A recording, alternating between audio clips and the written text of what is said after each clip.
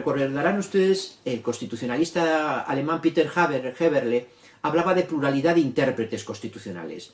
Bien, podemos admitir esa pluralidad de intérpretes, incluso restringiéndola un poco, porque él lo ampliaba extraordinariamente, a todos aquellos, singularmente el Poder Judicial, que aplican la Constitución.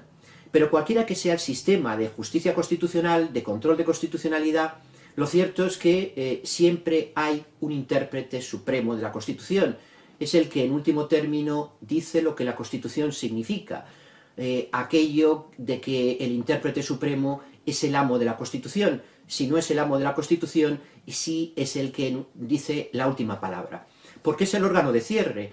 En el esquema de la división de poderes, el máximo intérprete de la Constitución no está sometido a ningún otro poder, porque solamente a través del poder de reforma podría abrogarse la interpretación que ha hecho de la Constitución, que ha hecho su máximo intérprete. Claro, esto nos lleva a la conclusión de que la libertad del intérprete supremo es enorme, y eso entraña un riesgo, desde la perspectiva de la separación de poderes, porque sobre ese órgano no hay entonces ningún control, salvo el que ya he apuntado antes, del poder de reforma de la Constitución. ¿Cómo se resuelve esta aparente aporía? Bueno, pues tratando de limitar la libertad del intérprete. ¿Y eso cómo se hace? Con un método predecible. ¿Qué es eso del método? ¿Qué criterios utilizan? Es el conjunto de criterios que utilizan los intérpretes supremos de las constituciones. Es verdad que no hay una ordenada regulación normativa en las constituciones de los métodos que tiene que seguir el intérprete supremo para interpretar la Constitución. Además, deberemos convenir que los métodos tradicionales de interpretación, que sí se suelen contemplar en algunos ordenamientos, no en la Constitución, sino, por ejemplo, en el caso español, en el Código Civil, no son suficientes. El elemento literal, el elemento teleológico, el elemento sistemático, el elemento histórico, que todos ustedes conocen, estos métodos no son suficientes.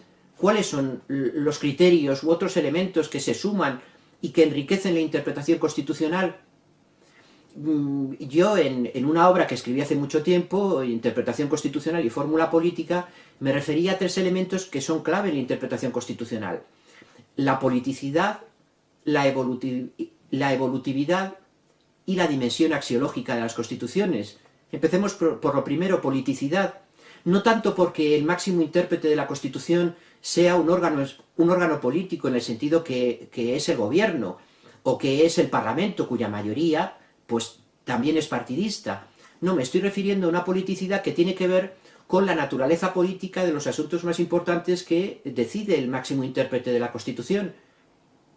Además de que los máximos intérpretes de la Constitución son órganos constitucionales, y eso implica una carga de politicidad grande. Luego, politicidad en el sentido que, tal y como lo acabo de matizar. En segundo término, evolutividad. ¿Qué es esto de la evolutividad?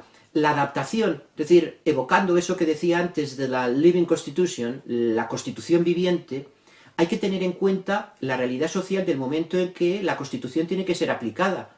Eso indudablemente va a afectar al modo en que y al contenido mismo de las decisiones que adopten los máximos intérpretes de la Constitución.